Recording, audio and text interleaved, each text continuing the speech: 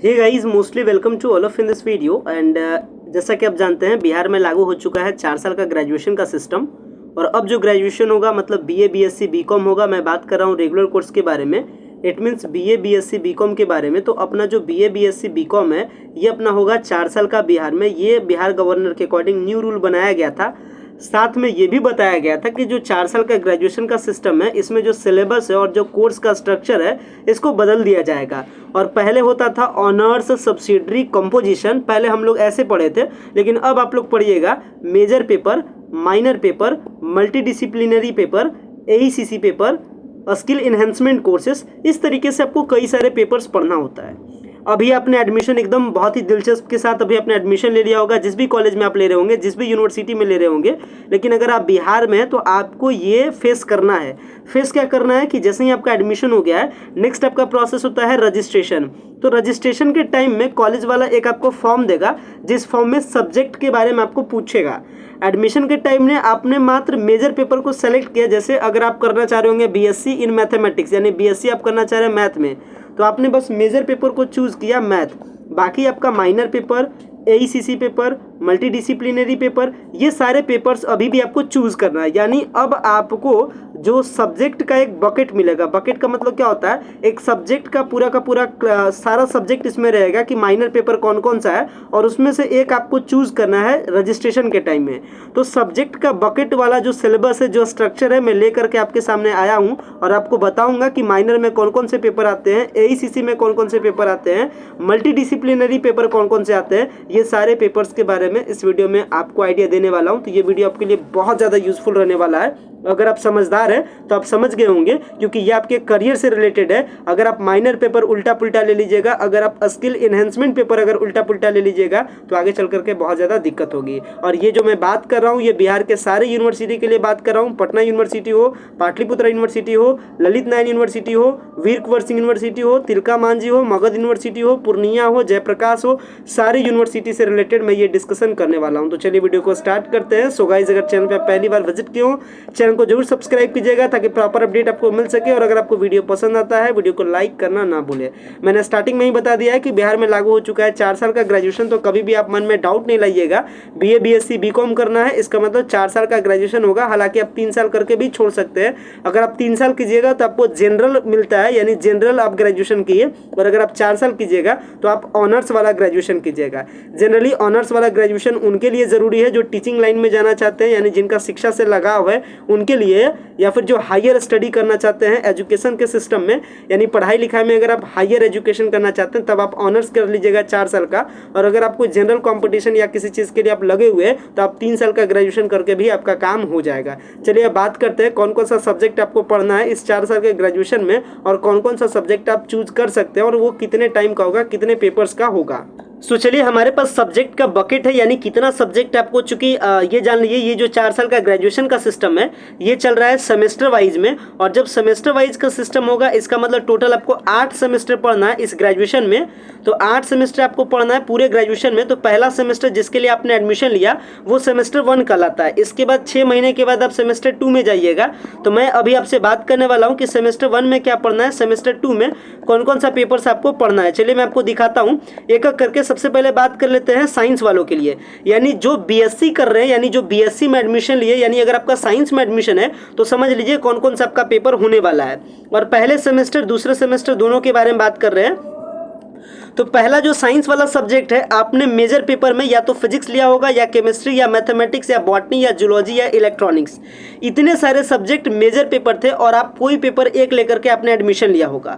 अब आपका आता है माइनर पेपर। तो माइनर पेपर में देखिए आपको बताया जाता है कि आप कोई भी माइनर पेपर ले सकते हैं, लेकिन क्या करा है, any one of the subject in faculty of science except of the one selected for the major course. यानी कहने का मतलब माइनर पेपर का मतलब है कि जो आप पेपर लिए हो उसके अलावा छोड़ करके कोई भी साइंस का पेपर ले सकते हैं। समझा रहा हूं, जैसे मान लेते हैं ये अपने सोहन भैया है और सोहन भैया ने एडमिशन लिया, physics as a major paper बनाया, मतलब फिजिक्स इनका मेजर पेपर है। तो अब ये माइनर पेपर में कोई भी साइंस का पेपर ले सकते हैं, बट फिजिक्स को छोड़ करके, मतलब जो मेजर आप बनाए हैं उसको छोड़ करके। यानी ये केमिस्ट्री ले सकता है, मैथ ले सकता है, बॉटनी ले सकता है, जूलॉजी ले सकता है, इलेक्ट्रॉनिक्स ले सकता है। तो माइनर पेपर के बारे में समझ गए होंगे। अब बात करते हैं multi disciplinary paper. Multi disciplinary paper science वालों को history, economics, pol science, sociology, Hindi, philosophy, geography, English, accounting, इतना में से कोई भी पेपर वो ले सकता है। देख सकते हैं कितना अच्छा सिस्टम है। साइंस वाला बच्चा साइंस भी पढ़ सकता है, आर्ट्स भी पढ़ सकता है, तो बहुत अच्छा सिस्टम बनाया गया है। आगे बढ़ते हैं तो अगर मैं बात करूं AEC पेपर के बारे में, यानी एबिलिटी इनहेंसिंग वाला पेपर में, तो इसमें आप ले सकते हैं कौन सा पेपर, इसमें आप ले सकते हैं इंग्लिश कम्युनिकेशन आपको लेना है। आगे बढ़ते हैं स्किल इनहेंसमेंट पेपर भी आपको पढ़ना है, जिसको हम लोग SEC कहते हैं शॉर्ट में। इसमें आपको लेना है दो चीज़, या तो आप बेसिक ऑफ IT टूल ले सकते हैं, हालांकि आपके कॉलेज में कुछ और भी हो सकता है, बट ये मैं एक जनरल बता रहा हूँ। तो आप साइंस वाले अगर आप कैंडिडेट हैं और SEC पेपर में यानी स्किल इनहेंसमेंट कोर्स में आप IT टूल पढ़ सकते हैं या फिर कम्युनिकेशन इन एवरीडे लाइफ पढ़ सकते हैं। नेक्स्ट बात करते हैं वैल्यू एडेड कोर्स में यानी VAC के बारे में, तो आप आर्ट्स ऑफ हैप्पी या आयुर्वेद और न्यूट्रिशन पढ़ सकते हैं। तो आप देख सकते हैं आपको ग्रेजुएशन में कितना पेपर पढ़ना है, एक पेपर यहाँ से, एक पेपर यहाँ से, एक पेपर, दूसरा पेपर, तीसरा पेपर, चौथा पेपर, पांचवा पेपर, छठा पेपर, यानी 6 पेपर आपको ग्रेजुएशन में पढ़ना है। और ये मैंने बात किया सेमेस्टर 1 के लिए। हालांकि इसका जो PDF है, ये PDF आपको हमारे मिल जाएगा टेलीग्राम चैनल पे, या फिर इसका लिंक भी रहेगा वीडियो के डिस्क्रिप्शन बॉक्स में, आप उससे डाउनलोड करके इसको आप डिटेल में पढ़ सकते हैं। हालांकि इस पर अभी मेरे को और भी कई सारे बहुत सारे वीडियोज़ बनाना है ताकि आपकी सारी चीज़ें क्लियर हो सके। सेमेस्टर 2 की बात आगे के टाइम में कर लेंगे। अब बात करते हैं अगर आपका एडमिशन सोशल साइंस के पेपर में हुआ है तो आप क्या पढ़ सकते हैं।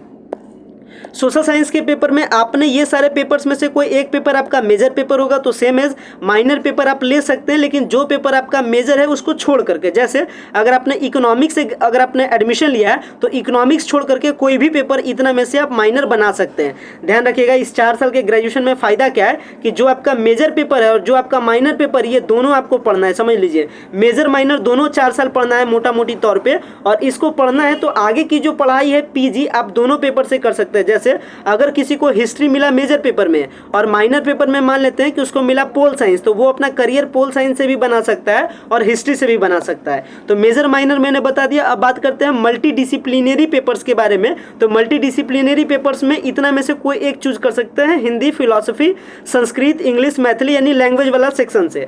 आगे बात करते हैं AEC पेपर में, तो आप रखिएगा इंग्लिश कम्युनिकेशन, और अगर मैं बात करूँ स्किल इनहेंसमेंट कोर्स में तो आप कम्युनिकेशन इन एवरीडे लाइफ या फिर क्रिएटिव इंग्लिश रख सकते हैं। Same as value added course में आर्ट ऑफ हैप्पी और डेवलपमेंट ऑफ पर्सनालिटी, ये दोनों पेपर में से कोई एक ले सकते हैं। हालांकि अभी कम ऑप्शन आपको दिया जा रहा है और भी ऑप्शंस को तैयार कराया जा रहा है और आगे के टाइम में आपको ऑफर किया जाएगा। हालांकि आपके रजिस्ट्रेशन तक के टाइम जाते जाते हो सकता है कुछ और भी नया पेपर जुड़ जाए, तो एक बार आप जरूर ये वाला पूरा जो सब्जेक्ट बकेट है, इसको इस PDF को हम लोग क्या कहते हैं, सब्जेक्ट बकेट। तो जिस टाइम आप रजिस्ट्रेशन कीजिएगा यूनिवर्सिटी का, आपको मिलेगा सब्जेक्ट बकेट, उससे आपको चूज कर लीजिएगा। मेजर आप एडमिशन के टाइम में चूज कर लीजिए, माइनर कोई टिक कीजिएगा, मल्टी डिसिप्लिनरी, और ये सब में से एक चूज कर लीजिएगा।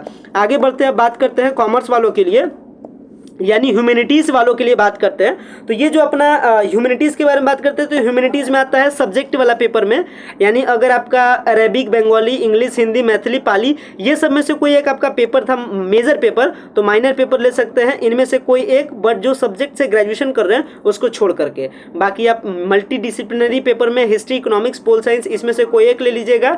AEC पेपर में से ये अपना इंग्लिश कम्युनिकेशन, इसमें से कोई एक, इसमें से कोई एक।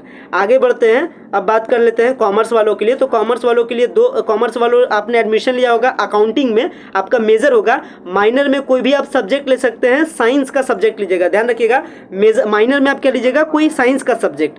आगे बात करते हैं मल्टी डिसिप्लिनरी में लीजिएगा कोई आर्ट्स का पेपर, कोई इतना में से कोई एक ले लीजिएगा। और AEC पेपर में से फिर आपका इंग्लिश कम्युनिकेशन, स्किल एनहेंसमेंट, दोनों में से कोई एक। डिजिटल मार्केटिंग आपके लिए एक ऑप्शन है, बहुत अच्छा है, इसको ले लीजिएगा। आगे बढ़ते हैं वैल्यू एडेड में, तो वैल्यू एडेड में इनमें से दो में से कोई एक ले लीजिएगा। तो इस तरीके से मैंने बात कर लिया आर्ट्स वालों के लिए, साइंस वालों के लिए, कॉमर्स वालों के लिए सब्जेक्ट बकेट से। हालांकि इसमें भी आपका बहुत सारा कंफ्यूजन बना होगा, ये मेरे को भी पता है, और इसको लेकर के आप अपना कमेंट जरूर ड्रॉप कीजिएगा ताकि मैं और भी नेक्स्ट वीडियो में बेहतर तरीके से आपको समझा सकूं और भी कई सारे वीडियोस मैं आपके लिए दे सकूं। और इस पर अभी मैं आपको बहुत सारे वीडियोस दूंगा भी, तो आगे आपको इतना परेशान होने की जरूरत भी आपको नहीं है। फिलहाल मैं इस वीडियो को एंड करते हैं। Thanks a lot for watching this very important video.